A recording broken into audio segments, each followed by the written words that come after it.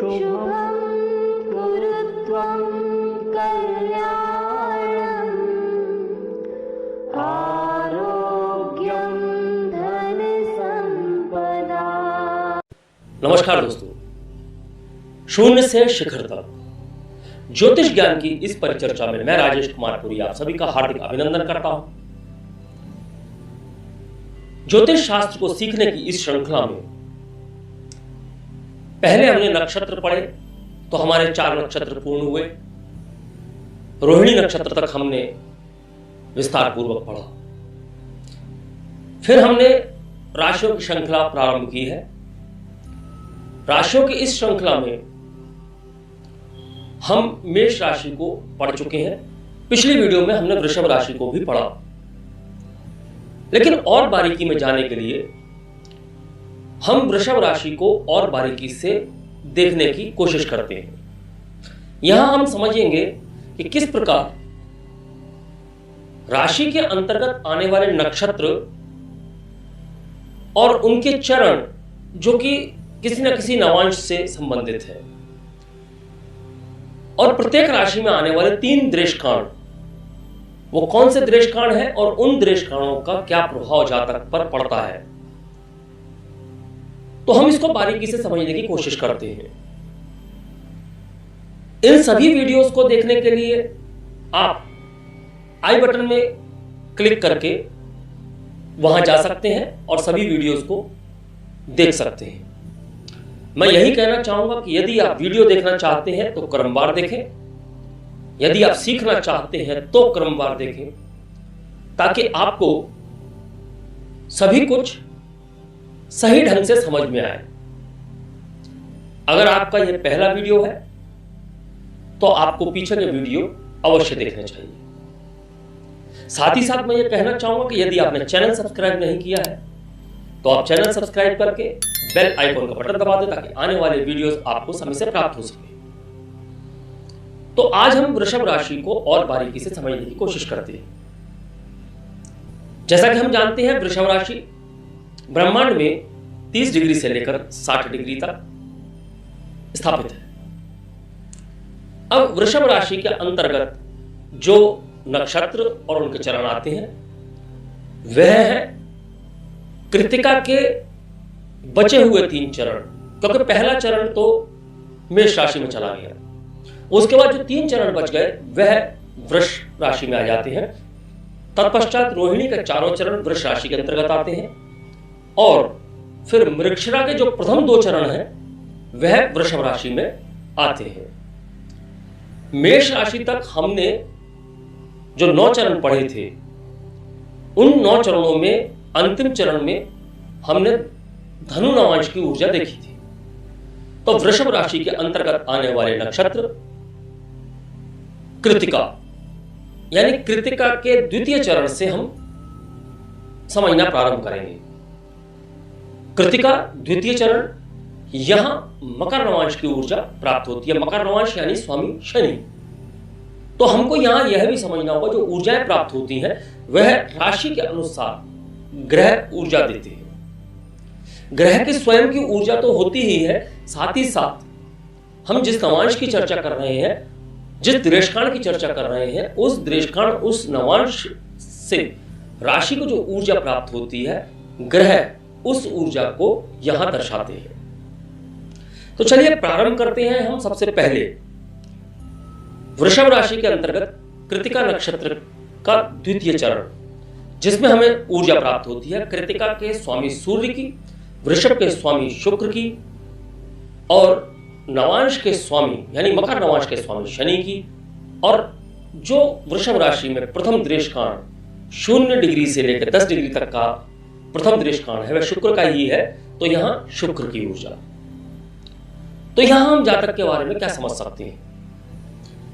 यहां जातक की कामनाएं अत्यंत अधिक होती हैं, यानी कि हम कह सकते हैं कि जातक बहुत अधिक कामनाओं वाले होते हैं।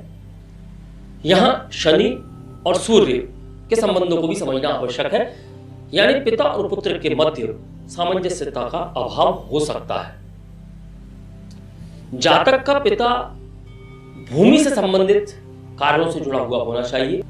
यदि जातक के बारे में बात करें तो जातक शासकीय सेवा में या शासन से संबंधित कार्यों में लिप्त हो सकते हैं। यहां मकर राशि की ऊर्जा है तो जातक अधिकतर स्वक्षेत्र में ही सफल होते हैं।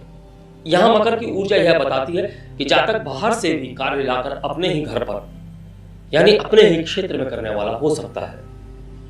हम कृतिका के तृतीय चरण की बात करेंगे। कृतिका का तृतीय चरण वृषभ राशि में द्वितीय चरण, यानी कि 3 डिग्री 20 मिनट से लेकर 6 डिग्री 40 मिनट वृषभ राशि। कृतिका का स्वामी सूर्य है और वृषभ राशि का स्वामी शुक्र है, तो इनकी ऊर्जा तो बराबर मिलती रहेगी।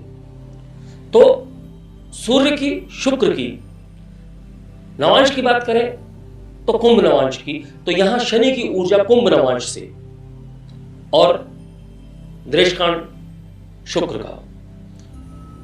तो यहां जैसा कि आप देख सकते हैं कि पहले तीनों चरणों में शुक्र की ऊर्जा अधिक रहेगी, तो कामनाओं की बात तो यहां भी होगी, क्योंकि कामनाएं इनकी भी अधिक हो सकती है। यहां भी शुक्र की 2 ऊर्जाएं हैं, तो पहले तीनों चरणों में शुक्र की 2 ऊर्जाएं दिखाई देंगी, क्योंकि एक दृष्टांत की ऊर्जा भी है।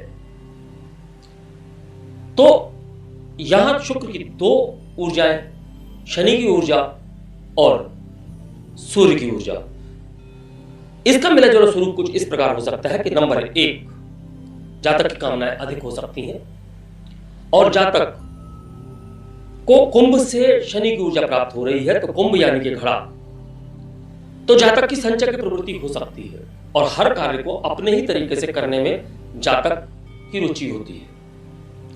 यानी ये दूसरों के तरीके से काम करने वाले नहीं है, ये अपने ही तरीके से कार्य करने वाले होते हैं। अब आते हैं कृतिका नक्षत्र के चौथे चरण में। कृतिका नक्षत्र के चौथे चरण में हमको नवांश की ऊर्जा जो प्राप्त हो रही है वह प्राप्त हो रही है गुरु की और दृष्टांत शुक्र का।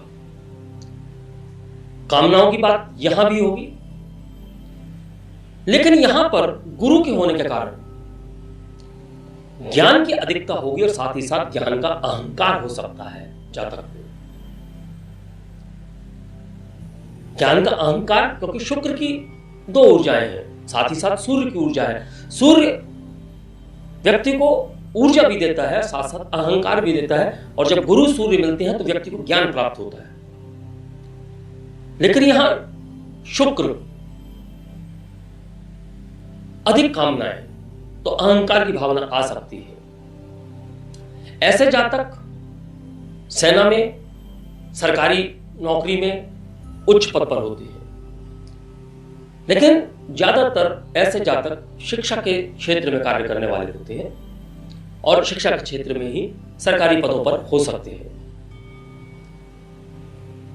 अगले चरण की बात करेंगे तो अगला चरण आएगा रोहिणी नक्षत्र का पहला चरण। तो रोहिणी नक्षत्र के पहले चरण में रोहिणी नक्षत्र के स्वामी चंद्र,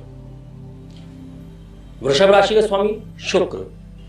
नवांश की बात करें तो यहां पुनः नवांश प्रारंभ हो जाते हैं, तो पहला नवांश मेष का आएगा, यानी कि मंगल की ऊर्जा, मंगल की मेष की ऊर्जा। और दृष्टांत की बात करें तो यहां कन्या राशि के बुध का दृष्टांत प्रारंभ हो जाता है।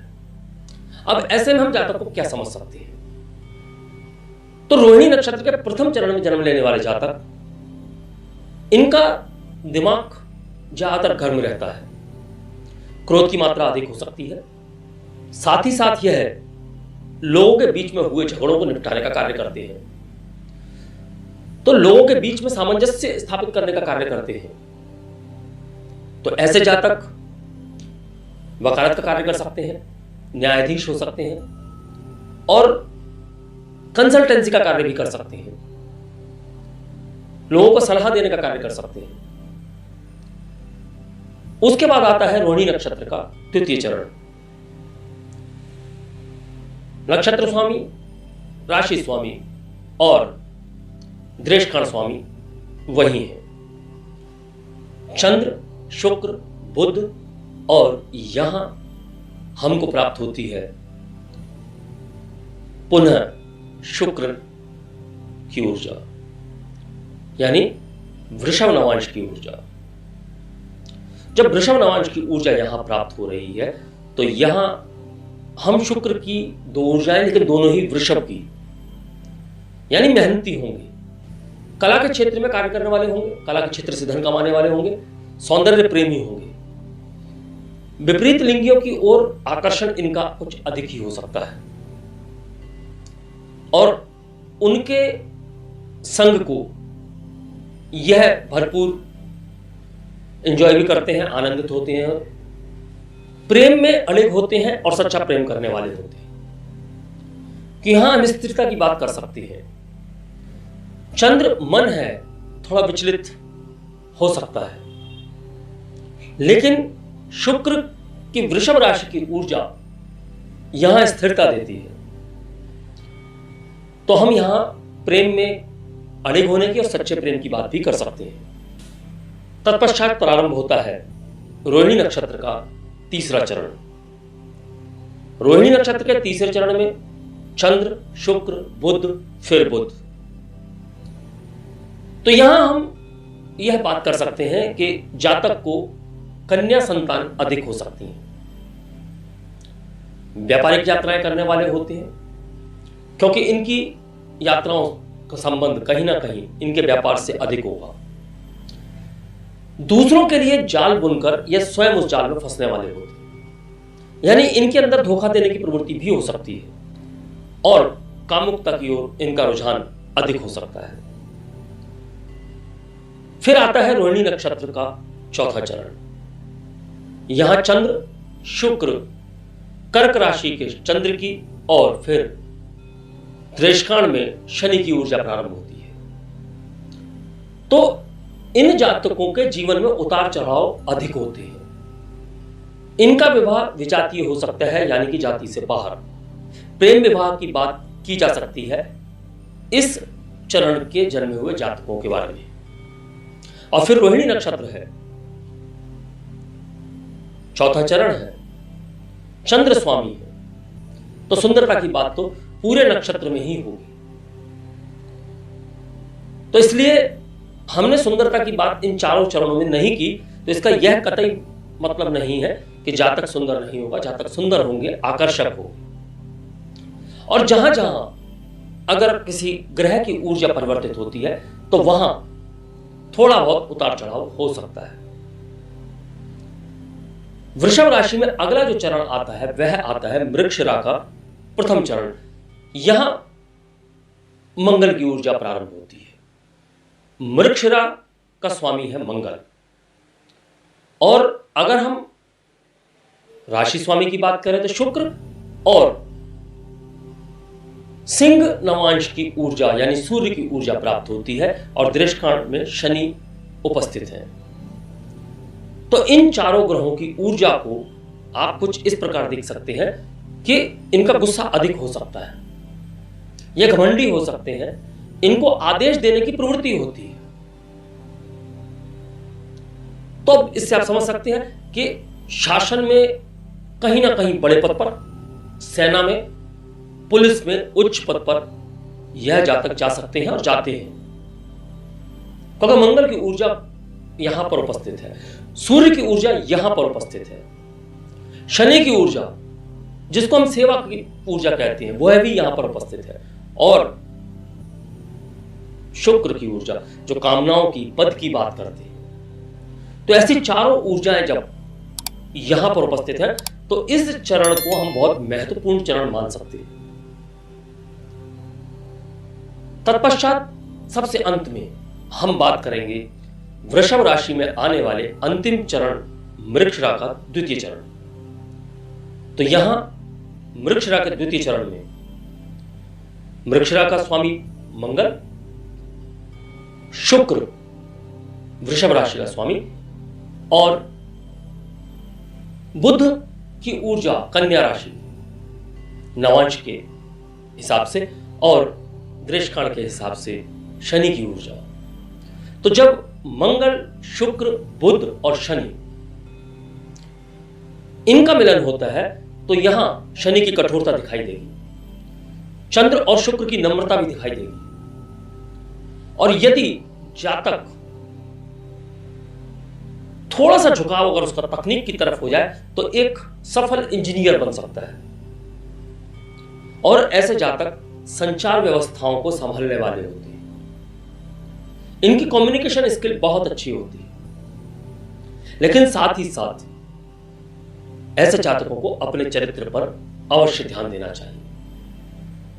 चारित्रिक पतन के बहुत ज्यादा आसार होते हैं, तो आवश्यक है कि वह अपने चरित्र पर अवश्य ध्यान दें। तो यह हमने वृषभ राशि को और बारीकी से समझा। जब हमने वृषभ राशि को पूर्ण रूप से समझ लिया तो यहां हम पद की बात कर सकते हैं, मान सम्मान की बात कर सकते हैं, प्रतिष्ठा की बात कर सकते हैं, धन की बात कर सकते हैं। वृषभ राशि के जातक मेहनती होते हैं, इस बात की बात कर सकते हैं। कुछ भी कर गुजरने की क्षमता होती है। आप कोई कार्य देके देखिए, यह कर गुजरेंगे। और पिछले वीडियो में हमने इनके कार्य, व्यवसाय और आजीविका को भी समझ लिया था। तो यहां आप कुछ गणनाओं को स्वयं से करना प्रारंभ करें और कोशिश करें कि आप जो ग्रहों की ऊर्जा लेते हैं वो ग्रहों की ऊर्जा आप राशि की ऊर्जा के अनुसार समझें। शनि एक क्रूर ग्रह है, यह माना जा सकता है। लेकिन जहां शनि अगर मकर की बात करेंगे तो क्रूर ग्रह है, कुंभ की बात करेंगे तो कहीं सौम्यता दिखाई देती है। स्त्री राशि से एक ऊर्जा निकल के आ रही है। तो यहां ऊर्जाओं को समझना आवश्यक है। केवल शनि को देख के या राहु केतु को देख के मात्र हम बहुत से ऐसे फल कथन कर देते हैं जो कि गलत हो जाते हैं।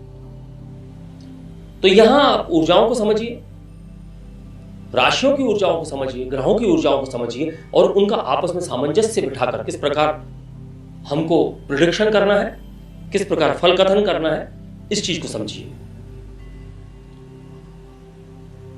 अगले वीडियो में हम मृगशिरा नक्षत्र को पूर्ण रूप से पढ़ेंगे और मृगशिरा नक्षत्र के साथ साथ हम अगली राशि में आने वाले सभी नक्षत्रों को पूर्ण करने के बाद अगली राशि को भी पढ़ेंगे।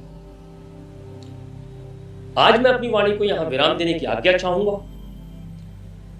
और आप सभी से गुजारिश करूंगा कि यदि आपने चैनल सब्सक्राइब नहीं किया है तो चैनल सब्सक्राइब करके बेल आइकॉन का बटन दबा दें ताकि आने वाले वीडियोस आपको समय से प्राप्त हो सके। नमस्कार, धन्यवाद। शुभं कुरु त्वं कर्म